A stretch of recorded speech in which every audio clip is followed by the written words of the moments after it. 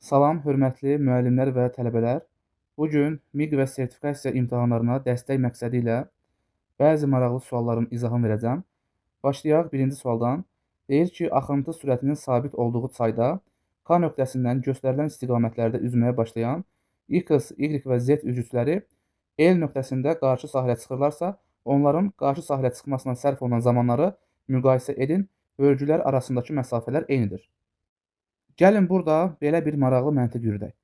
Əgər çay axmasaydı, K nöqtəsindən çaya daxil olan X üzücüsü düz xəttli hərəkət edərək gəlib burada, yəni A nöqtəsində qarşı sahilə çıxardı. Lakin belə hal baş vermir.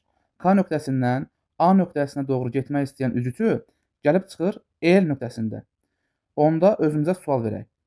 Baxın, çay axmasaydı, K nöqtəsindən A nöqtəsinə doğru getmək istəyən X üzücüsü düz xəttli hərəkət edib, gedib A nöqtəsində qarşı sahilə çıxardı. Lakin çay axdığı üçün gəldi çıxdı L nöqtəsində. Deməli, həmin bu cismi A-dan L-ə aparan çay oldu da, onda həmin bu AL məsafəsi çayın sürəti ilə X üzücüsünün qarşı sahilə çıxdığı zamanın hasilinə bərabərdir.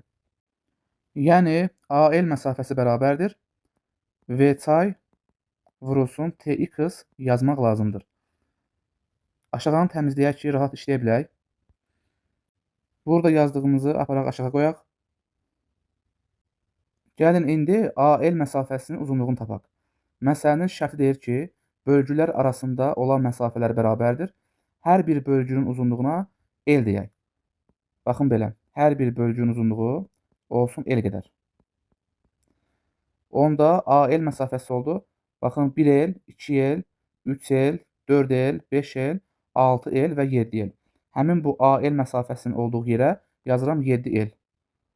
7L bərabərdir. V çay vurulsun TX. Gəlin indi isə həmin məntiqlə yanaşaq Y üzücüsünə, olsun bura B nöqtəsi. Baxın, əgər çay axmasaydı, K nöqtəsindən B nöqtəsinə getmək istəyən üzücü düz xətt boyunca hərəkət eləyərdi və gəlib B nöqtəsində qarşı sahilə çıxardı. Lakin həmin o Y üzücüsü gəlib çıxıb L nöqtəsində.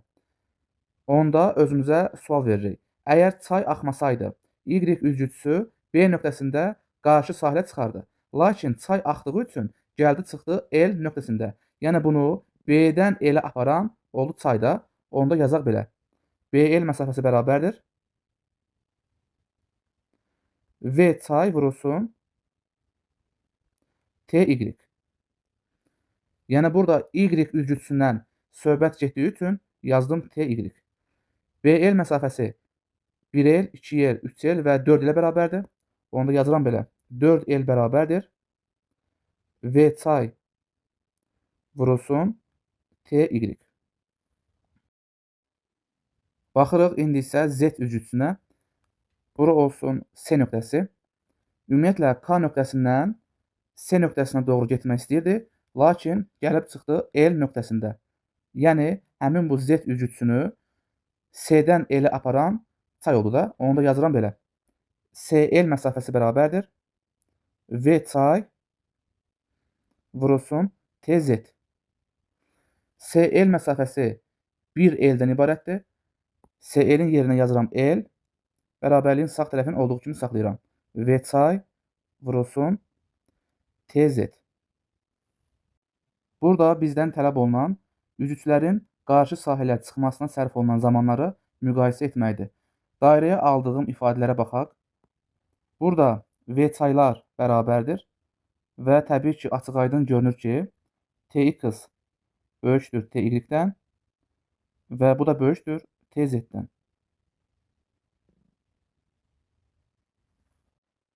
Baxırıq ikinci suala. Deyir ki, kütləsi 6 kiloqram olan və o nöqtəsi ətrafında sərbəst dönə bilən bir cins çubuğun ucuna bağlı ip sürtünməsiz blokdan keçərək K cisminə bağlanmışdır. Sistem tarazlıqda olduğuna görə K cismi ilə üfüqi səth arasındakı sürtünmə qüvvəsinin qiyməti nəyə bərabərdir? Gəlin ilk öncə başlayaq çubuqdan. Məsələ deyir ki, çubuq o nöqtəsi ətrafında sərbəst dönə bilir, bir cinsdir və kütləsi 6 kiloqramdır. Bir cins olduğuna görə tən ortasından aşağı doğru mg qədər ağırlıq qüvvəsi var. Çubuğun kütləsi 6 kiloqram olduğundan, təbii ki, çubuğun ağırlıq qüvvəsi aşağı doğru 60 Newton olmalıdır. Həmçinin dedik ki, ağırlıq qüvvəsinin təsir xətti çubuğu tən yarıya böldüyündən, ağırlıq qüvvəsinin təsir xəttindən sol tərəfdə və sağ tərəfdə qalan uzunluqlar bir-birinə bərabərdir. Gəlin bu uzunluqların hər birinə x deyək. Göstərək. Hər iki uzunluğun qiyməti oldu x qədər. Çubuq ipə bağlı olduğu üçün ipdə yaranan gərilmə qüvvəsinin istiqamətini göstərək. Bilməliyik ki, bütün hallarda ipdə yaranan gərilmə qüvvəsi ip boyunca bərk cismi tərk edir. Baxın, burada həmin bu çubuq bərk cisimdir. Bu da ipdir. İpin gərilmə qüvvəsi ip boyunca bərk cismi tərk etməlidir. Baxın belə. Yəni istiqaməti yuxarı doğru olmalıdır. Göstərirəm. İpin gərilmə qüvvəsinin istiqaməti oldu yuxarı doğru t qədər. İndi burada çubuğun tarazlıqda qalması üçün təbii ki, momentlər qaydası ödənməlidir. Yəni, çubuğu saat əqrəbi istiqamətində fırlatmaq istəyən ipin gərilmə qüvvəsinin yaratdığı moment, çubuğu saat əqrəbinin əksi istiqamətində fırlatmaq istəyən mg ağırlıq qüvvəsinin yaratdığı momentə bərabər olmalıdır. Onu da yazıram belə. T qüvvəsinin momenti bərabərdir mg ağırlıq qüvvəsinin momenti. T qüvvəsinin momenti bərabərdir T qüvvəsi vurulsun fırlanma nöqtəsindən olan məsafə. Yəni, baxın, buradan bura kimi olan uzaqlıq, bunun da qiyməti göründüyü kimi 2x-dir. Onu da yazıram belə. T vurulsun 2x bərabərdir. mg ağırlıq qüvvəsi vurulsun fırlanma nöqtəsindən olan məsafəsi, baxın, buradan bura kimi məsafədir, yəni x qədərdir. Yazıram, vurulsun x. Burada x-lar ixtisar getdi, qaldı t bərabərdir. mg bölünsün 2, yəni 60 bölünsün 2, ipin gərilmə qüvvəsi oldu 30 Newton. Yazıram yuxarıda, ipin gərilmə qüvvəsi oldu 30 Newton. İndi burada K cisminə bağlı ipdə yaranan gərilmə qüvvəsinin istiqamətini göstərək. Dedik ki, bütün hallarda ipdə yaranan gərilmə qüvvəsi ip boyunca həmin cismi tərk etməlidir. Baxın, K cisminə təsir edən ipin gərilmə qüvvəsi bu istiqamətdə olmalıdır. Bir daha deyirəm ki, ip boyunca bərk cismi tərk etməlidir. Baxın, belə. Və onu da bilmək lazımdır ki, həmişə eyni ipin bütün nöqtələrinə yaranan gərilmə qüvvəsi eyni olur. Əgər burada 30 Newton ipin gərilmə qüvvəsi yaranıbsa, avtomatik olaraq həm də burada 30 Newton ipin gərilmə qüvvəsi yaranmalıdır. Onda həmin bu qüvvənin qiyməti də 30 Newtona bərabər olmalıdır. Yazıram, T bərabərdir 30 Newton.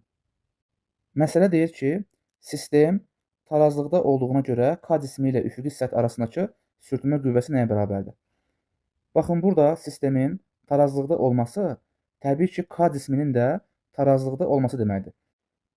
K cisminə sağ tərəfə doğru ipin gərilmə qüvvəsi təsir edir. Deməli, K cisminin tarazlıqda olması üçün K cisminə sol tərəfə doğru bir qüvvə təsir etməlidir və ipin gərilmə qüvvəsini sıfırlamalıdır. Təbii ki, bu sürtünmə qüvvəsidir. Göstərək. İpin gərilmə qüvvəsinin əksinə doğru K cisminə təsir edir sürtünmə qüvvəsi. İndi burada K cisminin tarazlıqda qalması üçün təbii ki, K cisminə sağ tərəfə doğru təsir edən ipin gərilmə qüvvəsi sol tərəfə doğru təsir edən sürtünmə qüvvəsinə bərabər olmalıdır. Onu da yazıram belə. Sürtünmə qüvvəsinin qiyməti bərabərdir ipin gərilmə qüvvəsinə və bu da bərabərdir 30 Newtona. Yəni, cavab oldu 30 Newton. Baxırıq sual nömrə 3-ə. Deyir ki, kütləsi 4 kiloqram olan cisim yerə dəydiyi anda kütləsi 2 kiloqram olan cismin kinetik enerjisini hesablayın. Sürtünmələr nəzərə alınmır. Başlanğıcda cisimlər eyni hündürlükdə tərpənməz dayanmışdır. Baxın, deyir ki, sürtünmələr nəzərə alınmır. Əgər sürtünmələr nəzərə alınmırsa, onda biz tam mexaniki enerjinin saxlanması qanununu tətbiq edə bilərik. Yəni, tam mexaniki enerjinin əvvəlki qiyməti Y tam 1 bərabərdir tam mexaniki enerjinin son qiymətinə Y tam 2-yə. Yəni, sürtünmə qüvvələrinin təsiri nəzərə alınmadığı üçün sistemin əvvəlki tam mexaniki enerjisi sistemin sonrakı tam mexaniki enerjisinə bərabərdir. Gəlin, burada hesablayaq sistemin əvvəlki tam mexaniki enerjisinin qiymətini. Yazaq belə. Y tam 1 bərabərdir Təbii ki, burada hər iki cismin ayrı-ayrılıqda potensial və kinetik enerjilərinin cəmini yazmaq lazımdır. Yəni baxın, birinci hal məsələnin bizə verdiyi haldır. Yəni baxın, bu halda cisimlərin tam mexaniki enerjisini tapmaq lazımdır. Onda yazaq belə. Baxın, birincinin potensial enerjisi plus birincinin kinetik enerjisi plus ikincinin potensial enerjisi plus ikincinin kinetik enerjisi. İndi məsələ deyir ki, başlanğıcda cisimlər tərpənməz dayanmışdır. Baxın, yazıb bura. Tərpənməz dayanmışdır. Yəni, hər iki cismin başlanğıcda malik olduğu sürət sıfırdır. Yəni, heç bir cismin sürəti yoxdur. Onda belə çıxır ki, kinetik enerjilər sıfırdır. Yəni, başlanğıc halda hər iki kinetik enerji sıfırdır. Onda alınır buradan belə. Bərabərdir. Y potensial 1 plus Y potensial 2. Həmçinin onu deyim ki, burada cisimlər maddi nöqtə qəbul olunmuşdur. Yəni, potensial enerjinin düsturunu yazan zaman cisimlərin ağırlıq mərkəzindən yer səthinə qədər olan hündürlüyə baxmaq lazım deyil. Çünki cisimlər maddi nöqtə olduğundan cisimlərin ölçüsü yoxdur, lakin kütləsi var. Gəlin bunu hesablayaq.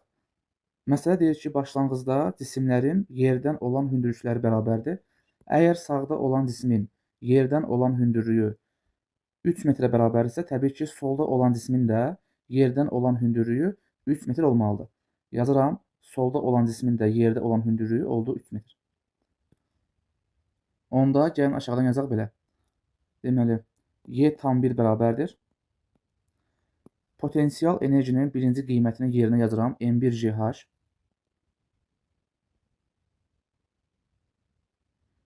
plus potensial enerjinin ikinci qiymətini yerinə yazıram. M2GH.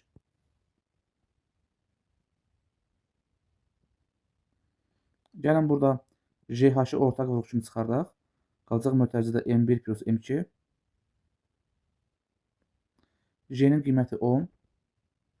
H-ın qiyməti 3. M1 2-dir. Baxın, bu M1-dir. Bu isə M2-dir. M1-in qiyməti 2-dir. İkinci cisim kütləsi 4-dür.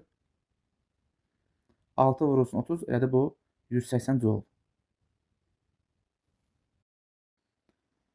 Deməli, biz tapdıq ki, tam mexaniki enerjinin şəklin bizə göstərdiyi halda qiyməti oldu 180 joule.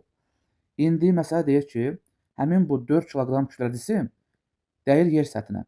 Təbii ki, 4 kiloqram kütləli cisim əgər aşağı düşürsə, onda digər cisim qalxmalı yuxarıda, durmalıdır, baxın burada. Həmin bu formanı təsvir eləyək. Baxın, ikinci halda sistem belə bir formalıdır. Yəni, həmin bu 4 kiloqram kütləli cisim düşdü yer səthinə. İndi burada bir şey var.